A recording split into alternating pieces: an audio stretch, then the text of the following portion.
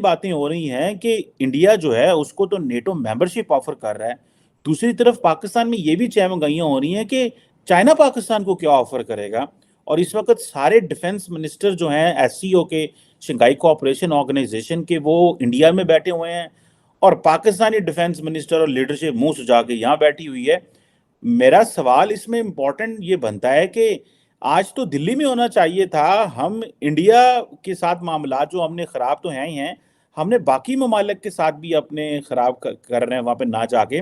दूसरा तार साहब, ये भी बात चल रही है कि इस वक्त जो पाकिस्तान की जो अपोजिशन है वो उसने मुज़ाकरात तो शुरू कर दिए हैं हुकूमत के साथ, लेकिन कई जगह पे मार्शल लॉ की बातें हो रही हैं, कई जगह पे कुछ हो रहा है। लेकिन एक अच्छी खबर भी है कि पाकिस्तान के जो फॉरेन एक्सचेंज रिजर्व है वो $10 अरब पे पहुंच गए हैं।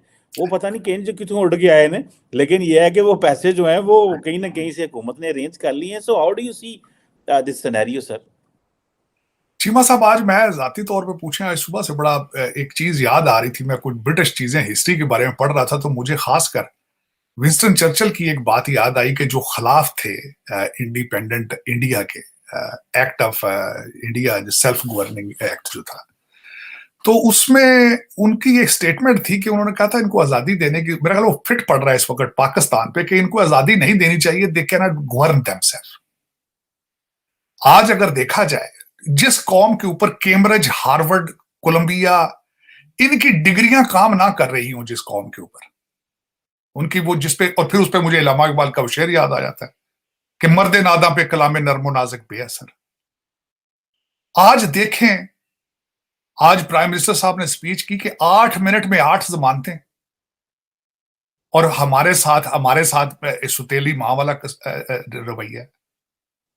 दूसरे सियासतदानों को कहा जा रहा है कि आपस में बैठकर बात करें, और खुद दो जज जो दोनों फॉरेन ग्रेजुएट हैं, जो पैदा ही पाकिस्तान को रूल करने के लिए हुए थे, एच ई सोनियन, मेरा मकसद ये था, एच ई सोनियन है, एच ई सोनियन से, एच ई कॉलेज से सिर्फ वही बच्चे ग्रेजुएट होते हैं जो पैदा होते हैं पाकिस्तान को रूल करने के लिए, क्योंकि वो ब्रिटिश एजेंटों के ग्रैंड किड्स होते हैं, जो those have served there masters before partition.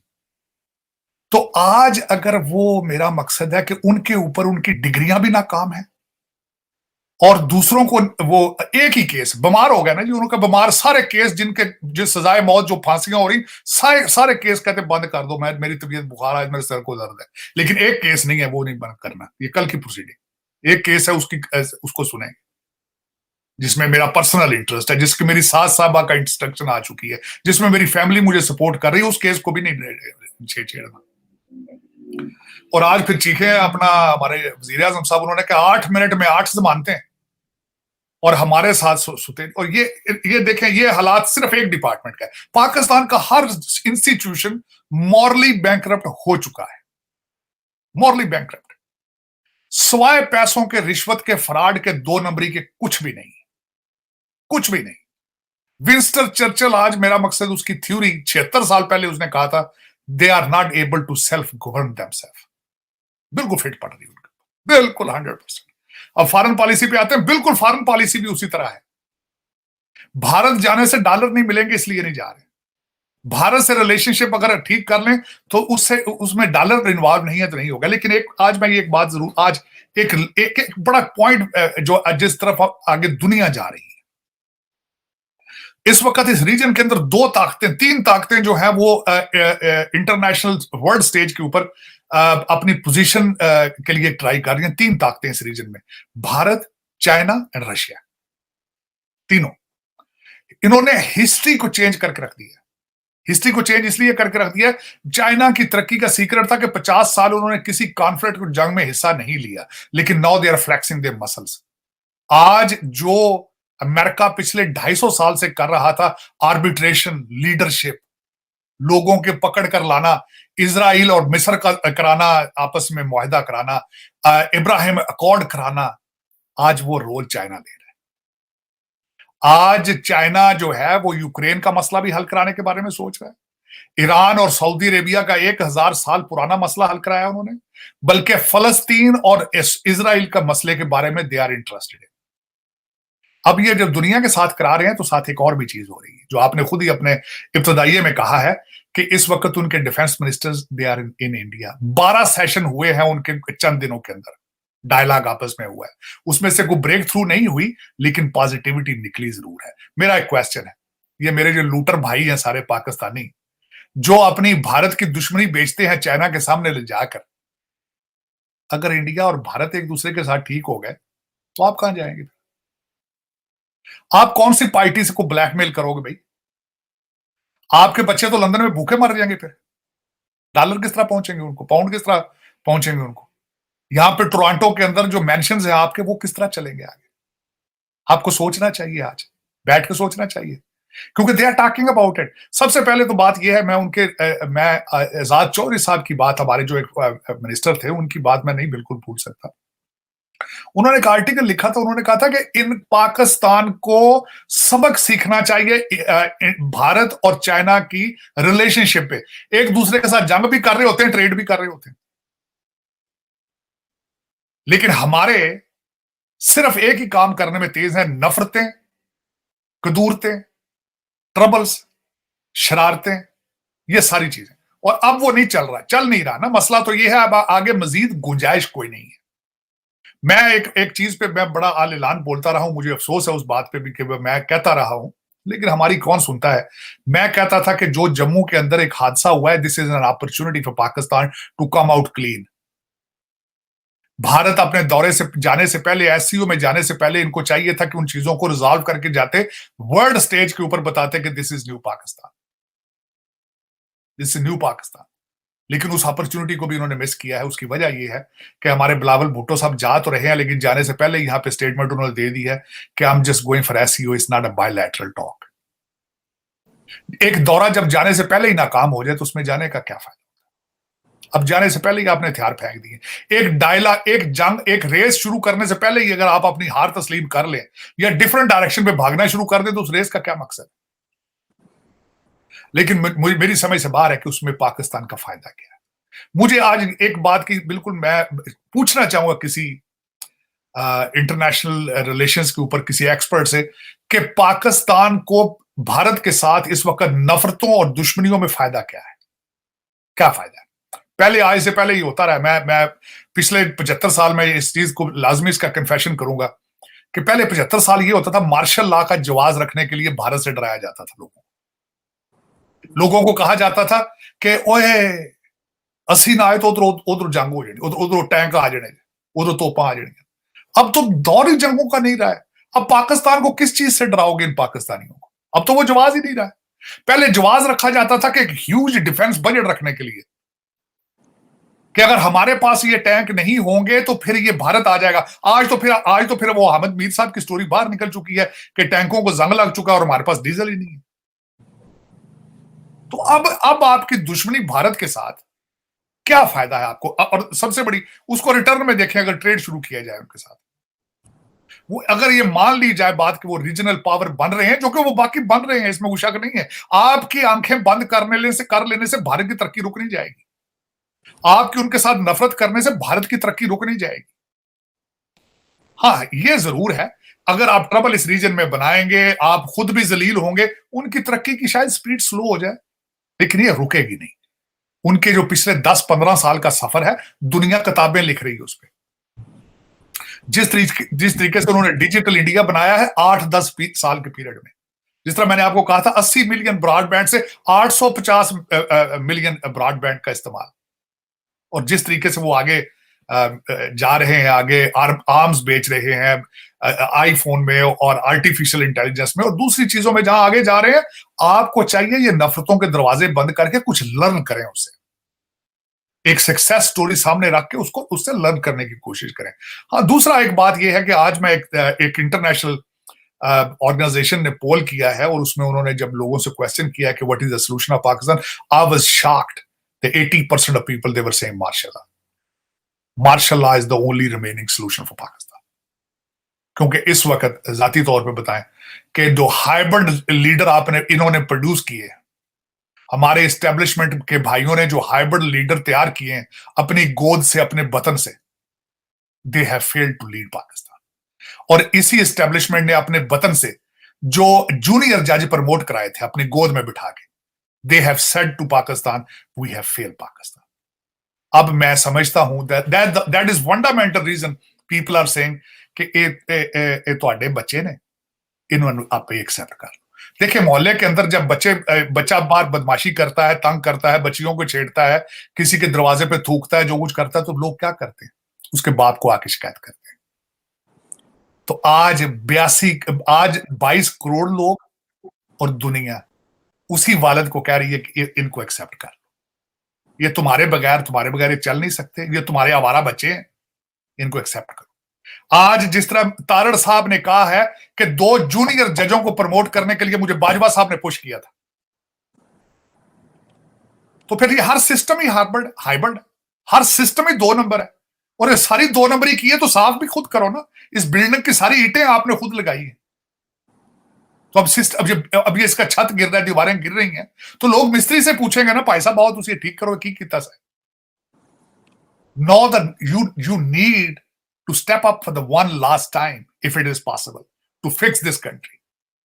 If it's not, I may say that game is over, almost. Game is almost over. उसकी वजह ये है, कोई अदारा ऐसा नहीं बचा जो गंदा नहीं है, कोई ऐसा अदारा नहीं है जिस पे लोगों का एतमाद हो कि ये हमें बचा सकता है, कोई अदारा नहीं। एक सिंगल इंस्टीट्यूशन इस वक्त पाकिस्तान में मौजूद नहीं है जिसके ऊपर ये 22 करोड़ लोग या दुनिया उम्मीद रख सकती हो कि इसकी वजह से पाकिस्तान बच पाएगा। हाँ, टूटे फूटे हैं लड़के, बच्चे, जो ऐसे बच्चे जमूरे कई इस वक्त फिर रहे हैं जो बेरोजगार हैं और उनके हाथों में स्मार्टफोन है और ट्विटर के 50 अकाउंट हैं और एक दूसरी दुनिया में रह रहे हैं। बिल्कुल उस्मान बुज़दार को दोबारा वो प्राइम मिनिस्टर चाहते हैं बनना, उस तरह के कई लोग हैं नजर आ रहे हैं। और उनके बारे में जो सर्वे आया है कि बड़े शहरों के अंदर लोअर मिडिल क्लास और अनएम्प्लॉयड बच्चे जो है और कई अमीर लोगों के बिगड़े हुए बच्चे जिनको एक्टिविटी चाहिए, जिनकी शुरू एक्टिविटी शाम 7 से होती है, शुरू सुबह 9 बजे तक फारग होते हैं बैठे, वो सारे के सारे कहते हैं कि जिंदा पीर हैं और वो कहते हैं अब करबला नहीं होने दिया जाएगा। नौज बिल्ला, मेरा मकसद है इनको ये नहीं पता कि इस तरह की बात करना भी गुनाह है। कंपैरिजन करते हैं इसका पता नहीं किस किस के साथ। एक चीज का मुझे दुख है, कहते हैं ये कायदे आजम से भी ज्यादा पॉपुलर है। कहाँ कायदे आजम और कहाँ ये? अभी तो 2 महीने 4 महीने पहले उनकी वाहियात किस्म की ऑडियो लीक हुई थी मियां वाली के खातून के साथ। कुछ शर्म किया करो कि किन चीजों को किन के साथ मिला देते हो। उनकी एक बच्ची है बगैर शादी के जिसको ओन ही नहीं कर रहे। ग्लोबलाइजेशन अमेरिका के अंदर मैं बता रहा हूं, 36 साल से हूं मैं, अपने बच्चे को एक्सेप्ट ना करना, यहां से कहते हैं you are not man enough, you are not accepting your responsibility, you have brought a child in the world. अब उसके तुम बाप नहीं बन रहे, उसके खर्चे नहीं बर्दाश्त कर रहे हो। तो फिर ये जब वेस्टर्न सिविलाइजेशन के अंदर उसको बुरा समझा जाता है तो आपके तो गुंजाइश ही कोई नहीं है। तस्बीह हाथ में पकड़ने से आप अमीरुल मोमिनीन थोड़ी बन सकते हैं, बल्कि ज्यादती है इस लफ्ज के साथ कि आप रियासत मदीना और अमीरुल मोमिनीन के भी लफ्ज आप खराब करते हैं। लेकिन चीमा साहब, इस वक्त अगर देखा जाए तो China India they are very close to the breakthrough in the future. मैं समझ रहा हूं क्योंकि उन दोनों ने देख लिया है कि आगे अगर दुनिया की लीडरशिप चाहिए तो कॉन्फ्लिक्ट नहीं है, टेबल टॉक से होगा, बायलैटरल टॉक से होगा। अगर समझ नहीं आ रही तो हमें नहीं आ रही। मैं समझता हूं बिलावल भुट्टो साहब को चाहिए था कि इस चीज अपॉर्चुनिटी से फायदा उठाते। पाकिस्तानी गवर्नमेंट अपने आप को साफ करती, वो जो कुछ जम्मू के अंदर हुआ है अपॉर्चुनिटी इसको समझ के, और भारत के साथ रिलेशनशिप ठीक करते और वहां से लर्न करने की कोशिश करते, कॉपी करने की कोशिश करते। नफरतें और दुश्मनियों में आपने अपने आप को जो घर को जला रहे हैं, ये ज्यादती, बहुत सख्त ज्यादती। आपसे तो बांग्लादेश भी बहुत आगे जा रहा है, बल्कि अफगानिस्तान के लॉ एंड ऑर्डर के हालात भी बेहतर है, इकोनॉमी भी आपसे बेहतर है।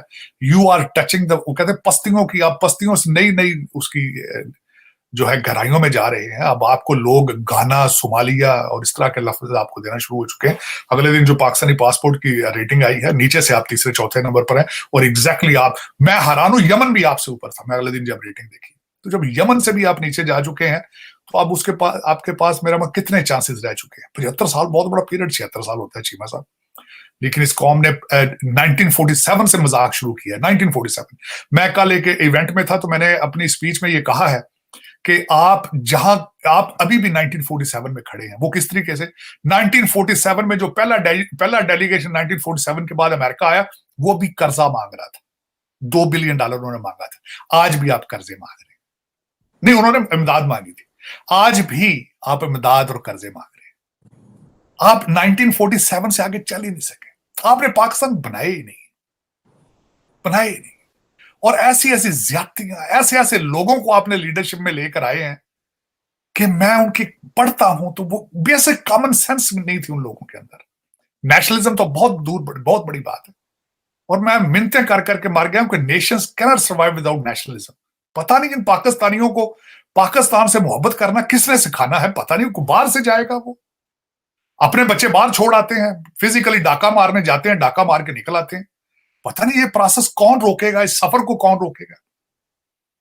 मुझे अगले दिन किसी ने बताया कि हमारे सिटिंग जज साहब है, सिटिंग जज साहब, कहते हैं उनके पोते और दोते की सालगिरह भी वॉशिंगटन डीसी और लंदन में मनाई जाती है। मैं हैरान हूं कि दिन दिहाड़े डाके वारदातें इतनी दलेरी से करते हैं। जमीर तो बहुत, खौफे खुदा नहीं है, कुछ जमीर नहीं है, कोई कुछ नहीं। और पता है लोगों को, पता है लोगों को। इस वक्त आधे जजों की तो वो आपके जुडिशियल काउंसिल में इनके खिलाफ रेफरेंस हो चुके हैं, लेकिन कोई परवाह कौन पूछे इनको। वो कहते जंगल के बादशाह अंडे दें बच्चे दें, क्या फर्क पड़ता है इनकी। मैं कहता हूं इनकी अपॉइंटमेंटों के बारे में आपका मीडिया क्यों खामोश है। हर जज की अपॉइंटमेंट का प्रोसेस दुनिया के इनके सामने रखना चाहिए। ये इस तरह अपॉइंट हुआ था, इसको किसने अपॉइंट किया था, ये किस हादसे की वजह से अपॉइंट हुआ था, इसका रोल क्या था जुडिशरी के अंदर जो जो इसको अवार्ड किया गया, इसकी नॉमिनेशन। यकीन करें अगर पब्लिक किया जाए तो पाकिस्तानी पढ़ पढ़ के शर्मिंदा हो जाएंगे, पढ़ पढ़ के शर्मिंदा। मैं आपको कहता था सिविल जज बनने के लिए 3-4 इम्तिहान देने पड़ते हैं। हाई कोर्ट का जज बनने के लिए मार रोड पे किसी वकील का सर फट जाए वो जज, किसी मूवमेंट में किसी जलसे में 2 थप्पड़ किसी वकील को लग जाए वो हाई कोर्ट का जज बन जाता है। चल फिर इसी तरह होता है कौमें जब कहते हैं when the nations go down this is what happens। उसका कोई इंस्टीट्यूशन बाइज्जत नहीं, उसमें इज्जत नहीं रह जाती, वकार उसमें मॉरल्स नहीं रह जाते जब कौमें खत्म होती। मेरा ख्याल है दिस इज द लास्ट किस्त ऑफ पाकिस्तान ड्रामा। बिल्कुल सही कह रहे हैं तार साहब। बीच में हमारी बात नहीं हो सकी आपसे। एक इम्पॉर्टेंट डेवलपमेंट ये भी हुई थी कि DGISPR हमारे जो नए हैं उनकी प्रेस कॉन्फ्रेंस भी हुई और उन्होंने कहा कि हम ये सलाहियत रखते हैं कि हम जंग दुश्मन के घर लेके जा सकते हैं। एक तरफ बिलावल भारत जा रहे हैं और एक तरफ इस तरह की जो स्टेटमेंट्स हैं, एक तो ये क्या तासुर जाता है इससे कि अगर हम जंग जो है वो दुश्मन के घर लेके जा सकते हैं। दूसरा, आपने बिल्कुल बात की कि जी तकरीबन काफ़ी मेजॉरिटी जो पाकिस्तानी लोग अभी भी समझते हैं कि मुल्क के अंदर जो है मार्शल लॉ लग सकता है। पाकिस्तान के साबिक वज़ीर आज़म हकान अब्बासी साहब ने भी ये रिसेंटली कहा है कि इंटरव्यू में कि मार्शल लॉ के बहुत ज़्यादा चांसेस हैं पाकिस्तान में। दूसरी तरफ एस्टैब्लिशमेंट जो है वो ये कह रही है कि हम जो है वो सियासत से बाहर हैं, लेकिन ऑडियो लीक्स भी पाकिस्तान में जो है वो हो रही हैं और अपनी मर्जी से जजों के हवाले से भी बातें हो रही हैं। तो आपको क्या लगता है कि ये जो नए DGISPR की बात करना कि हमारे लिए सारी पॉलिटिकल पार्टीज बराबर हैं और इंडिया के हवाले से ये बात करना, और फिर उससे पहले अगर आपको याद हो कि हामिद मीर ने जो कहा है कि बाजवा साहब कहते थे कि हमारे जो टैंकों को जंग लग गया है, ये रस्टेड टैंक्स हैं, आप इंडिया से लड़ भी नहीं सकते। सो ये जो सिनेरियो है कि एक तरफ इंडिया से लड़ नहीं सकते, दूसरी तरफ जंग इंडिया के घर में ले जाएंगे, और तीसरी तरफ ये मार्शल लॉ की ये जो बातें पाकिस्तान की पॉलिटिकल क्लास ने तेज़ी से करनी शुरू कर दी हैं। आपको लगता है कि ये अगर सियासतदान और ने अपनी चीज़ें सेटल ना की, जुडिशरी ने इन्वॉल्वमेंट बंद ना की, तो चीज़ें जो हैं वो और तरीके से जा सकती हैं? और ये ख़ास तौर पे ये बताइएगा कि बिलावल के जाने से पहले ये स्टेटमेंट का क्या इम्पैक्ट पड़ सकता है बिलावल जब जाते हैं इंडिया? मेरे ख्याल में जो जितनी स्टेटमेंट ये दे रहे हैं उस दौरे की वजह से अब इनको जाने नहीं चाहिए मेरे ख्याल में। उसकी वजह ये कि हमें कौम का पेट्रोल जाया करेंगे, कौम के पैसे जाया करेंगे। मैंने बताया जब रेस शुरू होने से पहले ये हथियार फेंक दिए जाए कि नहीं जी हमने तो रेस लगानी ही नहीं, तो क्या फायदा है। अब सिर्फ वहां पे इन्होंने खाबे खाने जाना है तो वो इधर ही खा लें, कहीं बैठ के खाना शाना खाना। जाने से पहले आप खुद कह रहे हैं कि बायलैटरल डायलॉग के लिए नहीं जा रहे हैं, ठीक है जी। तो फिर वहां जा कह रहे हैं आप ऑफर क्या कर सकते हैं, आप ले दे क्या सकते हो, कुछ भी नहीं कर सकते।